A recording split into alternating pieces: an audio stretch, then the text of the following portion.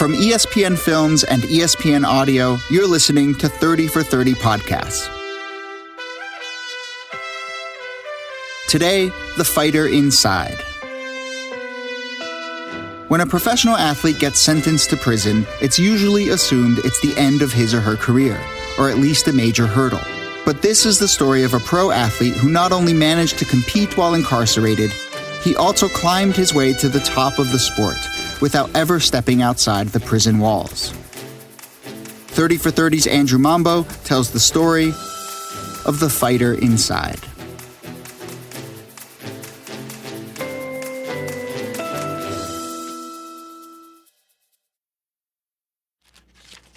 Looking at the notes here, it looks like I got the case in August 2005.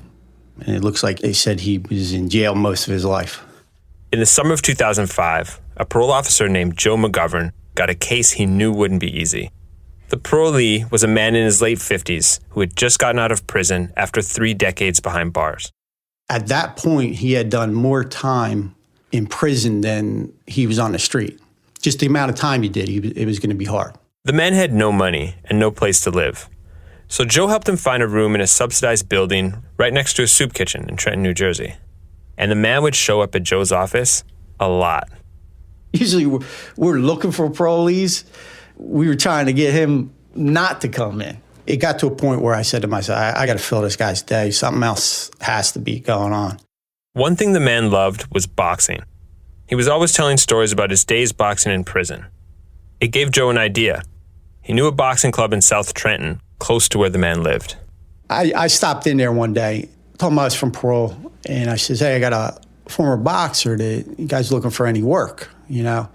And he said, nah, we're not going to pay nobody, you know, we don't have that. And I says, could he come in and hang out or volunteer or something, you know? Well, he gave me like I don't know. And then he says, well, who do you have? I didn't use his name at first. And I says, it's James Scott. And man, he said, what? He turned around and just like yelled it out to a couple guys there. James Scott is around. Well, it was like, you got James Scott. Are you serious? And you gonna bring him here? Oh, that's great. Eric Judkins was one of the trainers there. Anybody would be excited to have James Scott. He's a legend. I saw these guys' reactions, and I was like, wow, it was probably like I walked in with Muhammad Ali, and I had no idea who I had. Let's hear it for Great Scott, Super Scott, James Scott. What the guys in the gym knew is that in the late 1970s, James Scott was one of the best light heavyweight boxers in the world. And what makes James unlike any other boxer before or since is that he was a convicted felon who fought his biggest matches inside a maximum security prison. Live from Rahway State Prison, he trains here, he eats here, he sleeps here. This man, James Scott, the most feared boxer in the light heavyweight division, returns.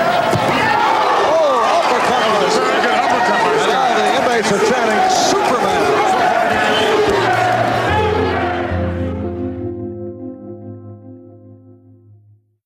James Scott didn't start his boxing career in prison. He started in the famous Fifth Street Gym in Miami, where Muhammad Ali had come up. We're going to be talking sports. The phone number to call in and talk boxing with our guest, Hank Kaplan, will be 284. By the fall of 1974, James was undefeated after 10 pro fights. And boxing experts like Hank Kaplan were predicting big things. And they have James Scott, who is definitely on his way to becoming a contender for the light heavyweight championship. This was a new life for James Scott. As a teenager in Newark, New Jersey, he spent years in juvenile detention. At age 21, he'd gone to prison for armed robbery. But now he was 27 years old, out on parole, and winning fights. Things were going great. But then on a trip home to New Jersey in May 1975, James Scott got in trouble again. James was accused of robbing a drug dealer and murdering his own accomplice. He flat out denied the charges, but his car was spotted at the scene and a witness ID'd him. His murder trial ended in a hung jury, but he was found guilty of the armed robbery charge and sentenced to 30 to 40 years in prison. And James Scott's professional boxing career would almost certainly have ended there, were it not for this man, Bob Hatrack. I had known James Scott for a long time. He was a young, wild guy, just always in some kind of trouble, but he loved boxing.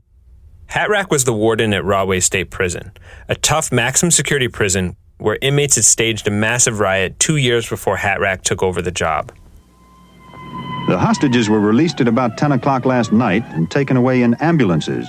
That was as bad as Attica. The rebellion erupted after a movie attended by 600 prisoners. They began rioting last night in a demand for reforms, later seizing the warden and several guards as hostages. It was a bad deal, and I was determined that was never going to happen on my watch.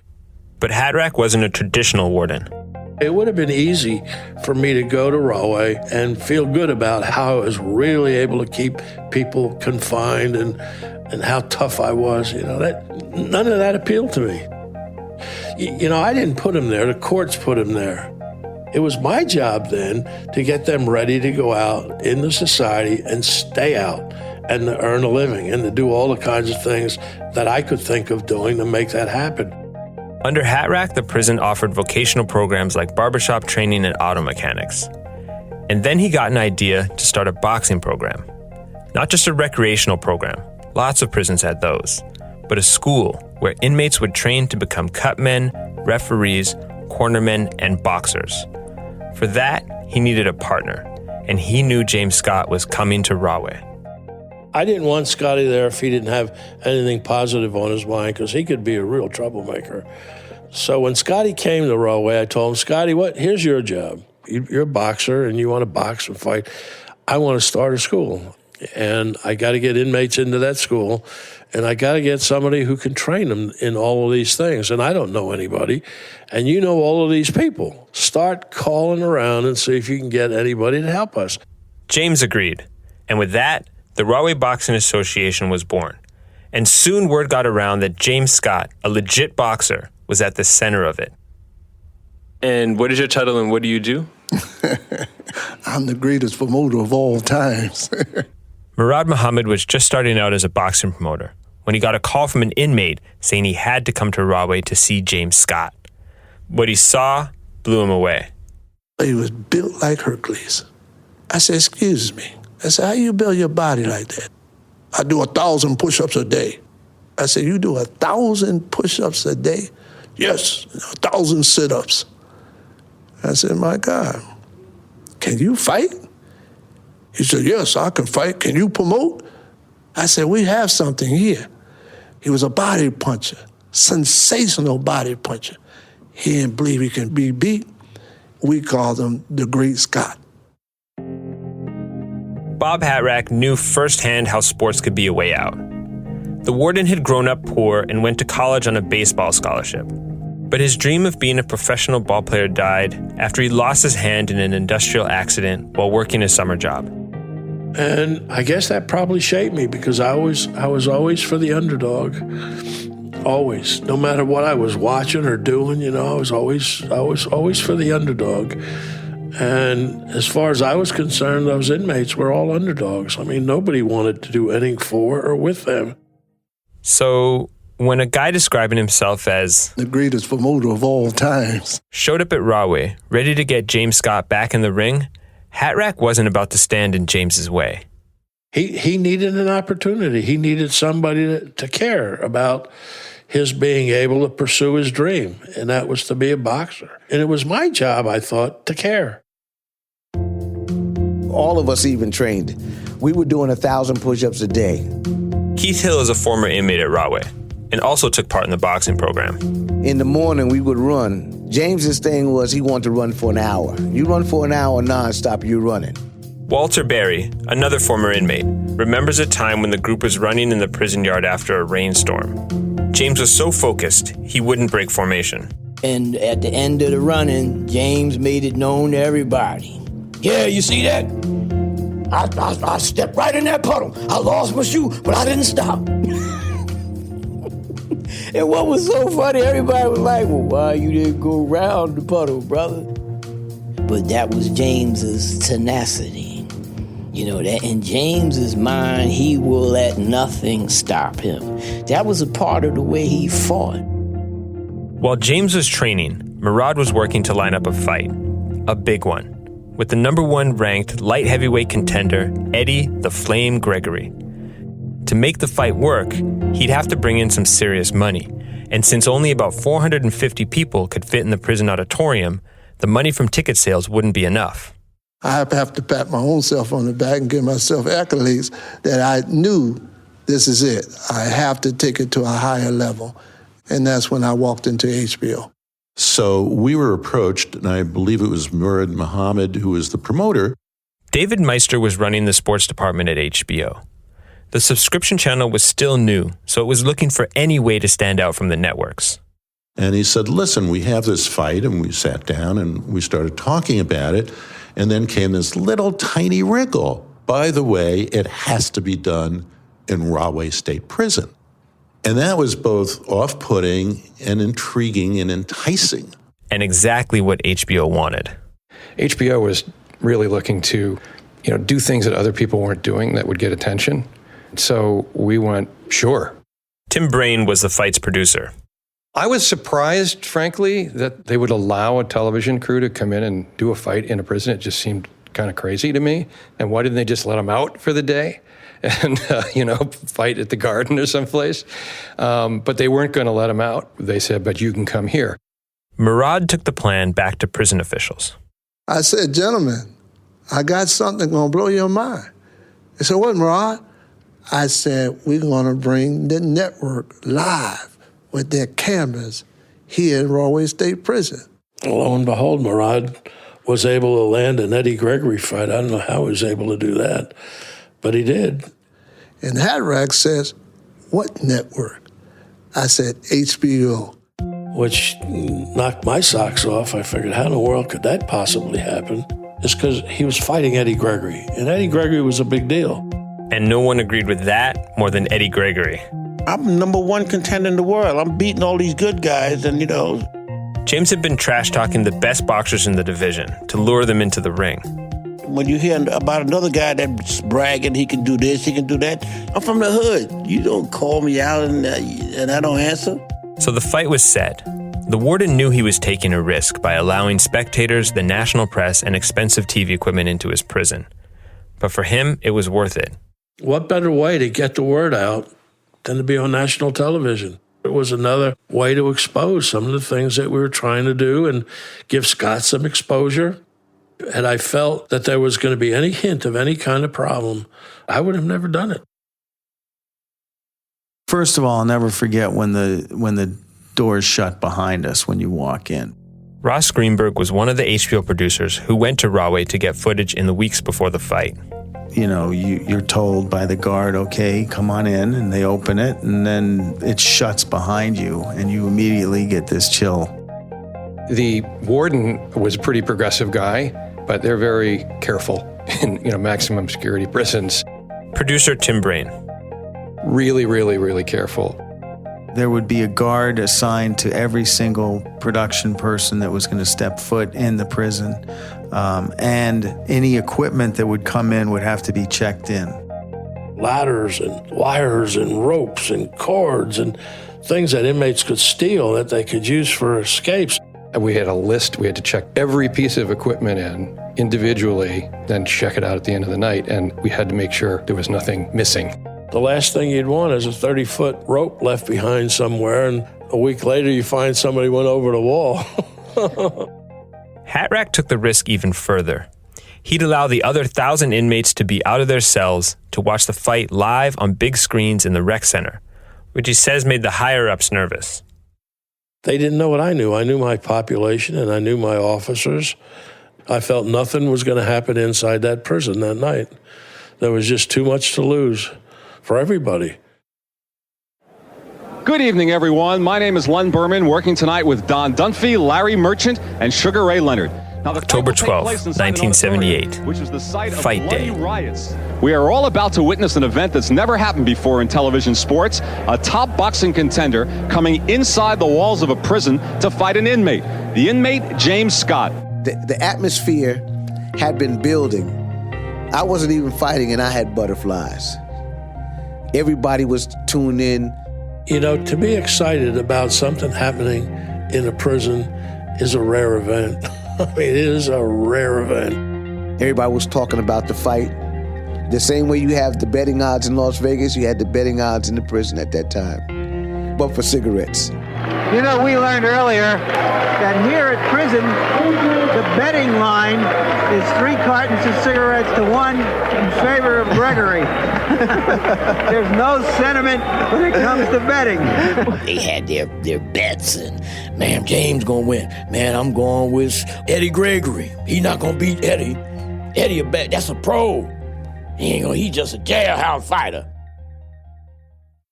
Even the guards that didn't like James, they loved the idea that the fight was on. Even the ones that hated him, even the ones that would do something if they could to stop it, they were still caught up in the moment, in the atmosphere. It was not prison anymore. This was something else. This was not prison. He was excited. This was a dream come true. This is everything he wanted. Even when he was winning his fights on the streets, he wasn't on this level. Finally, it was time. James Scott, his trainer Deke Taylor, Murad Muhammad, and the rest of the entourage began their walk to the prison auditorium. James was like, come on, let's go. And he put his hands on my shoulder and said, let's go. Man, it's time. Let's do it. And Deke was there saying the same thing. All right, James, let's do it. In the blue corner, he's from Newark, New Jersey. Let's have a nice hand for the challenger, James Scott. James stands in the ring, inside the same auditorium where the inmates had started a riot 7 years earlier. And in the right corner, he's from the Brownsville section of Brooklyn, the #1 World Boxing Association light heavyweight contender, Eddie the Flame Gregory. If you were to ask me, has Scott got much of a chance, I'd have to say off the cuff that I don't think so. I just can't conceive of an inmate in a prison defeating the #1 light heavyweight contender. The bell rings. Immediately, James is bouncing around like he's nervous, wound up. He's chasing Eddie. And at first, Eddie looks like he's got this. Scott has been very wild so far, and Gregory has boxed beautifully. Now Scott is hitting harder, and he's finding Gregory. Gregory will find out that he just cannot coast along. He'll have to fight. That was a good shot by Scott. That'll make Eddie think a little bit. I seen Eddie Gregory slip some punches that another man would have got beat to death with. And Gregory was good. Gregory beat a joker up, but Gregory was trying to survive. There's the bell. I tell you, if Scott can continue that pace, Eddie has his hands full. At one point, Eddie's on the ropes. James drops his hands, leans in. Always the showman, he's taunting Eddie. Now Scott is putting on a show. The guys in the prison knew him as Rajan, James Scott's Muslim name. And that's what they were chanting. They weren't chanting James Scott. They was chanting Rajan, Rajan, Rajan. Scott again will not let Gregory get started. Scott is completely dominating the fight. I'll tell you, this is a testimony to what will can do for a man. It's a remarkable story. A guy incarcerated, unable to go outside and do long road work, go up hills, down hills, and he's about to knock off the #1 contender. There's the final bell. Ladies and gentlemen, your attention, please. The winner by unanimous decision, James Scott. Eddie goes over to congratulate James. And even though James is the winner, announcer Larry Merchant's questions are to Eddie. Was he tougher than you could have imagined? A man who's been in prison for as long as he has. Well, I always knew he was going to be tough. You know, I gave him, he got a lot of credit. Were you nervous coming in here to prison? Oh, no, I'm never nervous. You know, I'm a fighter, why should I be nervous? James pushes his way to the mic. And I want you to put this in the papers. I want to say, let me finish. I want this in writing. After I knock out Rossman, I'm going to give Gregory a rematch because he gave me a shot, and nobody else would do it. Gregory got the first shot at the title. James, the first shot. That's my word, it's my bond. Were you ever tired? It looked in the middle round that you might be a little tired. Okay, now, I'm going to tell you the truth.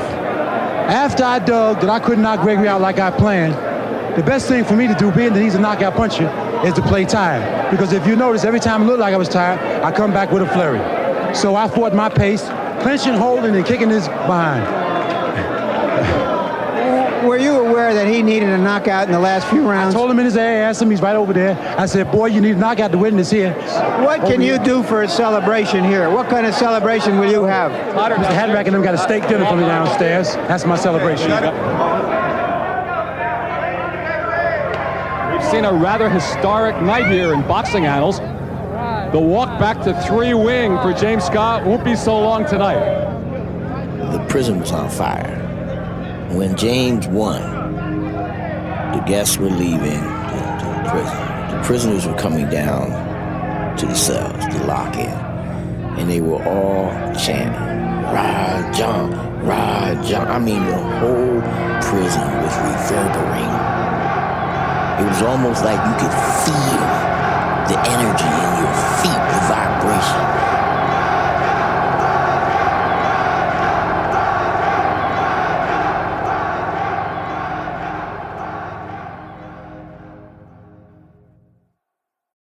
I'm sure I was in the office when I heard the result, and the first reaction I had was, wow, Eddie Gregory lost? And then you take it a step further and you go, who's James Scott?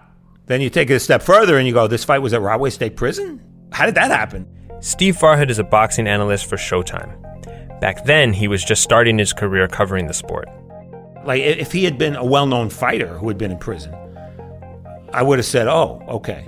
But because I didn't know who James Scott was, that was what was so surprising. We was just watching a Cinderella story unfold, man. Larry Hazard is considered one of the best boxing referees ever. Today, he's the New Jersey State Boxing Commissioner. But early in his career, he was at the Gregory fight, working as the timekeeper. What did you think Scott's future was going to be? Oh, I thought he was on his way. He really demonstrated the skill level that said he belonged right there with the top light heavyweights. Murad Muhammad started booking more fights, and major networks like CBS and NBC started airing them. The announcers raved about Scott's relentless style. He's strong, he's a good body puncher, crowds you at all times, just doesn't give you a chance to think at all. Scott trains for 4 minutes instead of 3. He rests 30 seconds instead of a minute, and he fights with oversized gloves. He will throw everything at you, head, shoulders, arms, just keeps coming, every part of his body utilized. As the warden had hoped, reporters started coming into the prison to do stories on the boxing program. This program is underway because of the inspiration set up by James Scott, a very articulate, sometimes witty, always single-purposed young man who has made good use of his time in prison. He had interviews. He had people used to come up to the cell to do interviews in his cell.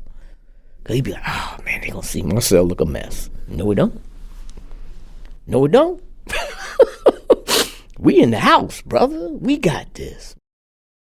He was a wild kid, a loser, till he came to prison. Now he has more than 20 college credits and is articulate enough to compare gifted prisoners to unmined nuggets of gold. There's a lot of talent in prison.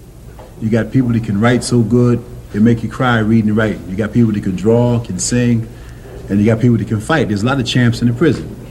Eventually, these guys are going back on the street, so they should have some kind of incentive, some kind of hope, something to look forward to when they go back on the streets. He was a promoter's dream. Very articulate, very intelligent. And when we talk boxing, you thought you were talking to Muhammad Ali. Are we ready for Yaki Lopez, James? Look, Yaki Lopez, I hope you listen, sucker. You pulled out twice for $20,000. And boy, if you're scared to make $20,000 as hard as times is, I know you're scared of me. All right, light heavyweight James Scott, also promoter James Scott, Marv Albert with Ferdy Pacheco. He was very charming, and for us, he was like a PR machine. When Marv Albert went to the prison to interview James, he'd find himself fielding basketball questions from inmates who knew him as the voice of the New York Knicks. They were very well informed, James and his friends.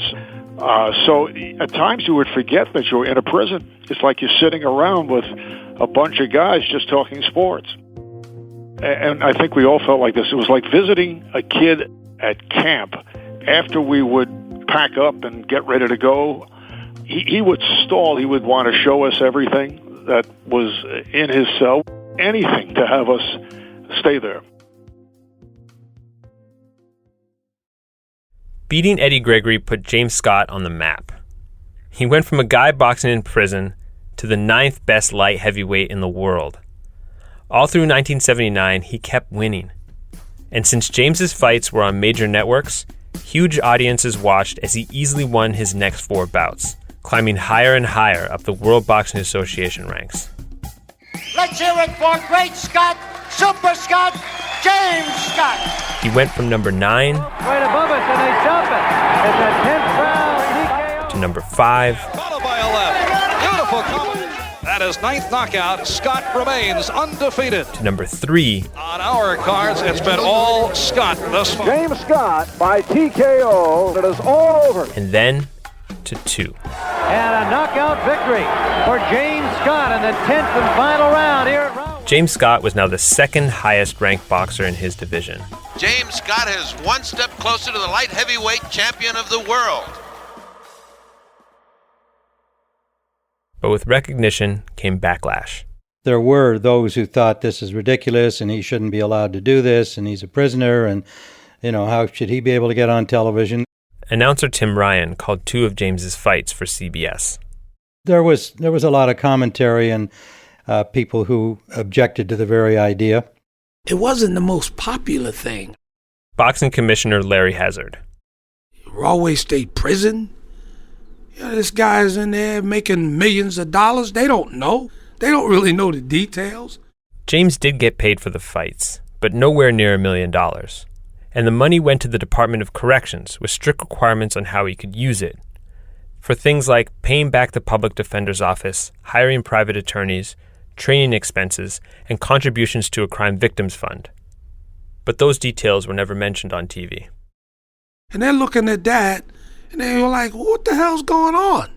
Well, we don't want youngsters to think that, you go to prison, you get on television, No, that's not the picture. That's not the story. The lesson here is that he wasn't given up on. Because oftentimes people are just given up on. They're thrown away. I felt that he was defying a belief that he couldn't be something in life. Despite the critics, the networks kept airing James's fights, and ratings were good. But then came an objection that could change everything. This time from the World Boxing Association. I don't know that everybody thought this out all the way through. It seemed like a pretty good idea, televising this guy. Boxing analyst Steve Farhood. But now here he is winning. He keeps winning, and now we have to worry about, is he going to fight for a title? Is he going to become a champion? Is the belt going to be behind bars? Whoa, let's rethink this. In September 1979, at the World Boxing Association's annual meeting, some members raised the question of whether James should be allowed to be ranked at all. The reason a rating is so important is because once he loses that rating, he doesn't qualify for a world title fight. Even if the champion wants to defend against James Scott, if James Scott isn't rated in the top 15, no title fight. The argument was, we're not giving our belt to a criminal. Murad Muhammad was at the WBA meeting when the debate broke out. I said, well, why did you let him go through the rankings? Well, we never thought he would be the leading available contender. It's not like they didn't see what was coming. They rated him. He moved up. What did they think was going to happen? Were they secretly praying that he'd lose so that he'd go away? Let me tell you, if you took away the boxing careers of every fighter who had ever been to jail, whether it be pre-boxing, during boxing, or after boxing, you'd have a very different looking sport. So the fact that boxing is worried about the image it's projecting because James Scott is rated number 2 is kind of silly. I knew that I read the rules. There's no rule on the book says you can't be in jail. Now, you going to change the rules tonight? Bob Lee, then the deputy boxing commissioner for New Jersey, was at the meeting too, and a voting member of the WBA. When you got up in that meeting and spoke, what did you say? I took the floor and made it known that this was wrong. They were depriving the man of the right that he had to fight for the title when they had given him that right in the beginning. Finally, the vote. Should James Scott be ranked or not? Except for Bob Lee's lone dissent, the decision was unanimous. James was stripped of his ranking. Bottom line is that, they just didn't want a guy locked up in prison to have the opportunity to be a world champion. But James wasn't giving up. Today on Sports World, live from the Rahway State Prison, a light heavyweight bout featuring inmate number 57735, James Scott, stripped of his WBA second position ranking in October of this year. Scott faces his toughest test to date in the scheduled 10-rounder with California veteran Yaqui Lopez. Yaqui Lopez, then the number one contender, was the favorite to win.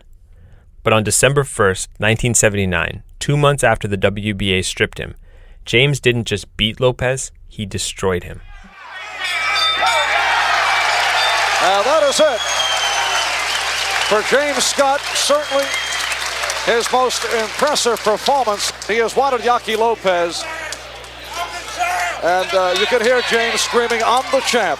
All right, James, in 20 seconds or less, your reaction beating a man that many thought you would not be able to beat in Yaqui Lopez. Now, I don't know what I got to do to prove that I'm the world's champion.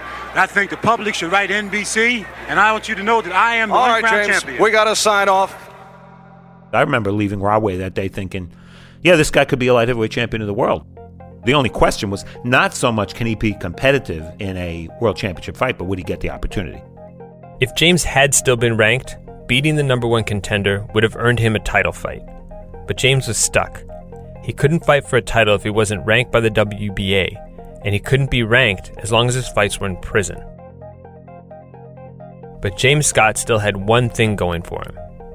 At a time when the light heavyweight division was the toughest and most competitive in history, stacked with past and future title holders, James had still never lost a fight. Was he hopeful that if he kept fighting and he kept winning that he would get the ranking back? Now that I believe. He was going to prove that I'm going to beat everything that Murad brings in here, and you'll have to give me a shot at the title. It was a good plan. Until he ran into Jerry the Bull Martin. A stunner here in round one. Jerry Martin sending Scott to the canvas, and as you can see, he is hurt. May 25th, 1980. James Scott's 9th professional fight behind bars. Scott's legs looking very wobbly. Very wobbly. I told you that Martin was a sleeper. James met his match. James Scott, who had been knocked down only once before as a professional. James bounced back, even rallied near the end. But it was too late.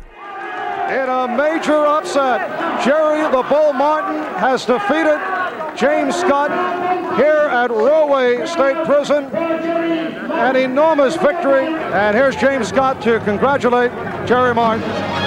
James, your comment. Yeah, Jerry Martin's a damn good fighter, man. He should have had shot me. At least he's out of prison. I'm in prison. He should have got shot before me. He's a damn good fighter, man. God bless him. Can't take nothing from him. All right, James. And I guess that made it easy for some people when he lost to Jerry Martin, because now you didn't have to rate him near the very top, and now there wasn't as much of a call for him to fight for a world title. A far more serious loss was still to come. 6 years after his first trial ended in a hung jury, James was retried for the 1975 murder. On February 4th, 1981, he was convicted and sentenced to life in prison, though he still maintained he was innocent. I'm presently in the courts seeking appeals, and I'm sure that in the final analysis I'll be vindicated. I would like my fans to know, the viewers of NBC, that I have not quit, and I'm still pursuing the light heavyweight title. I thank you for your watching this show and your time. God bless you. The appeal failed. Still, 8 months later, James had another nationally televised fight. Scott, an inmate here at Rahway State Prison. He is serving a life sentence for murder and a 30 to 40-year term for armed robbery. James lost, and that turned out to be the last professional fight of his career. Boxing analyst Steve Farhood. He had a great run. He proved he was one of the best light heavyweights in the world. But once that chance of him fighting for a world title was virtually zero, there was no reason for people to pay attention. Then it was much easier to just view him as every other inmate at a maximum security prison, which means forgetting him. One person who hasn't forgotten James Scott is Bob Hatrack, the former warden of Rahway State Prison. Bob's retired. He's 79 now. Not long ago, he ordered a bunch of DVDs of James's fights. I was kind of missing all of that, the old days. I was kind of excited to see all of that happening before me again. And the first fight I watched was the Eddie Gregory fight. Scott is completely dominating the fight. I could have very easily not had Scott fight Gregory. All I had to do is tell Murad Muhammad we're not going to do it. Now, what would that have done? What would that have gained? It would have been writing Scotty off. It would have been like me saying, there's no salvation for you. You can't ever be anything but what you are. I didn't want to go there. And the fact of the matter is, everybody goes home. Scotty was going to go home. He was going to get parole. There was a time when he was going to leave that place. And as long as we did things during the time that he was there, even if it was a long, long time, all of that would pay off on the day that he walked out of the place. In 2005, James Scott did finally walk out of that place, paroled after 30 years. To help him adjust to life on the outside, his parole officer had the idea to take him to a boxing gym. The gym had a strong youth boxing program, and Eric Judkins was one of the trainers. He loved it. You can tell. You can see it in his eyes. He was in his glory right there. I mean, you couldn't put him in a better environment. James gave the kids pointers and encouraged them. He put them through the James Scott conditioning routine. Lots of sit-ups and push-ups. And he had a soft spot for underdogs. Well, if a kid was fat or whatever, and he was like, we're going to trim that down. Or if nobody really paid the kid no mind, he would give that kid some extra attention. Come on, little man, I got you. Don't worry about that. We're going to get you in shape. He would do stuff like that. When the kids traveled around the state to boxing matches, James went along too, which is how he crossed paths with Henry Hascup. Looking at him, gee, that guy looks familiar. Wait a minute. I said, that can't be James Scott, is it? So I'm looking at him. Man, that looks like James Scott. Henry Hascup is the president of the New Jersey Boxing Hall of Fame. If you just go by his boxing career, he should have been in years ago, But he had a checkered background, to say the least. And, that was one of the things that really held him out for a long time. But then I seen him at a couple of the fights and started talking to him, and then I realized that he was actually helping out. Hascup was still wary. Then he started talking to the owners of the gym and the kids and the trainers that work with James. They raved about him and said he was great with the kids. He was teaching them and everything. And, he more or less got his life in order. So then when I thought, it's about time, we do the right thing. He's a good candidate. In fact, everybody on the committee voted him in. On behalf of all the members of the New Jersey Boxing Hall of Fame, I want to welcome each and every one of you for coming here this evening to our 43rd annual induction and award ceremony. On November 8th, 2012, James Scott, wearing a black suit with a red polo shirt, stood in front of a crowd of hundreds and was inducted into the New Jersey Boxing Hall of Fame. Founding member of Rawway Prison Boxing Club. A lot of people called me up, newspaper writers and stuff like that, about him.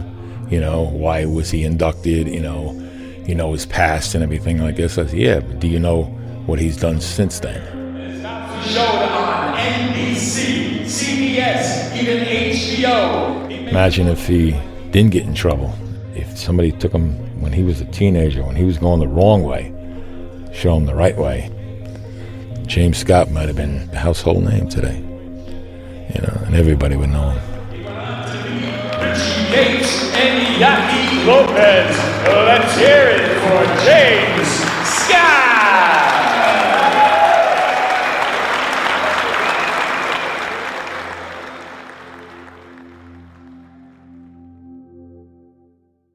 I don't think the James Scott story could play out today.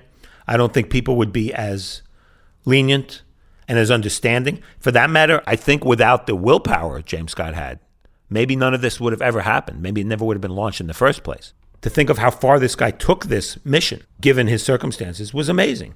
It throws stereotypes out the window, and it's a lesson, I think, in understanding the kind of man that is behind bars. You just can't generalize. Okay. Does I'm looking for a patient, James Scott. After I spent months talking to other people about James, his sister Lori said I could finally come and meet him. Hi. How are you? Good. Good to see you again. I think I deserve a hug now. How you doing? When she takes me over to James, he's in a wheelchair, looking out of a window. This is Andrew, and this is James. Hi, Mr. Scott. It's a pleasure to meet you. I've heard a lot about you. You've got a reaction. He shook your hand. He extended his hand to you. That's a strong grip, too. Yeah. Still got that strength in the hands. Yes. James turned 70 this year.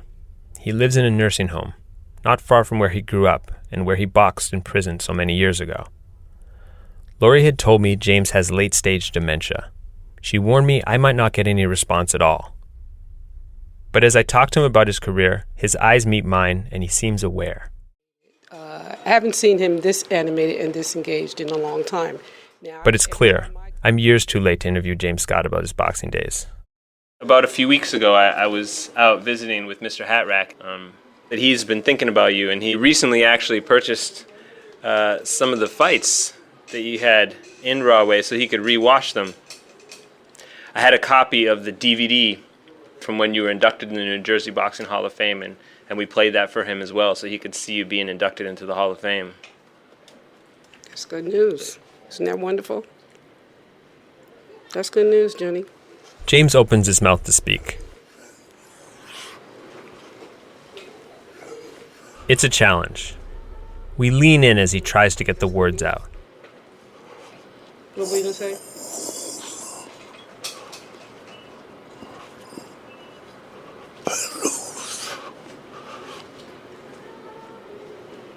Yeah, I don't know what he was saying. I'm still not sure what he said. Part of me thinks he was trying to repeat his sister's words, good news. But there's a part of me that thinks he was saying, I didn't lose. Which, in the ring, James Scott rarely did.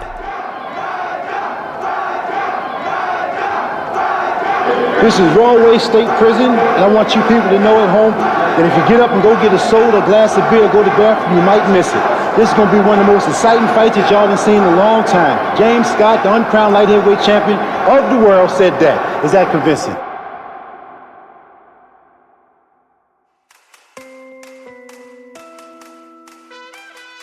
Thanks again for listening to 30 for 30 Podcasts. My name is Jody Avirgan.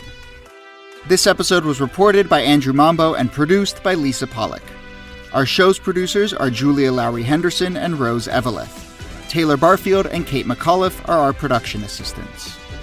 This episode was edited by Carrie Donahue. Mixing, sound design, and original music for this episode by Ryan Ross Smith. Connor Schell and Libby Geist are executive producers for ESPN Films, Aaron Leiden is senior producer, and Adam Newhouse is director of development. The ESPN Films team includes Deirdre Fenton, Jenna Anthony, Ryan Nantel, Catherine Sankey, Jennifer Thorpe, and Colin Fleming. The ESPN audio team includes Tom Ricks, Megan Judge, Pete Giannassini, and Ryan Granner. Special thanks to Ryan Hurley, Ray Dinahan, and RJ Santillo at ESPN New York. Louise Argianis and Jason Healig did archival research. Roger Jackson provided fact-checking. We got editorial help from Aaron Cohen and production support from Sarah Craig, Tim Einenkel, Matt Schiltz, Dasha Litzitsina, and Martin Onebu. Special thanks to Marcus Anderson, Mike Wiseman, Bryn Jonathan Butler, Kurt Emhoff, Art Tucker, Tris Dixon, Bob Yalen, Dwight Cowie Muhammad, and Robert Mulcahy. Tim Ryan, who was interviewed for this episode, writes about his experience calling fights in Rahway Prison in his memoir, On Someone Else's Nickel, A Life in Television, Sports, and Travel. Our theme music was composed by Rishikesh Hirway of Song Exploder. Go to 30for30podcast.com/theme to listen to it in its entirety. We're posting lots of extras on Twitter, Instagram, and Facebook, and you can sign up for the newsletter through our website, 30for30podcast.com. Be sure to subscribe to 30 for 30 Podcasts in the ESPN app or Apple Podcasts. And since this is the end of our first season, I'll also add that if you enjoyed this season, leave us a rating or a review in Apple Podcasts. It really does help others discover the show. We'll be back soon with more 30 for 30.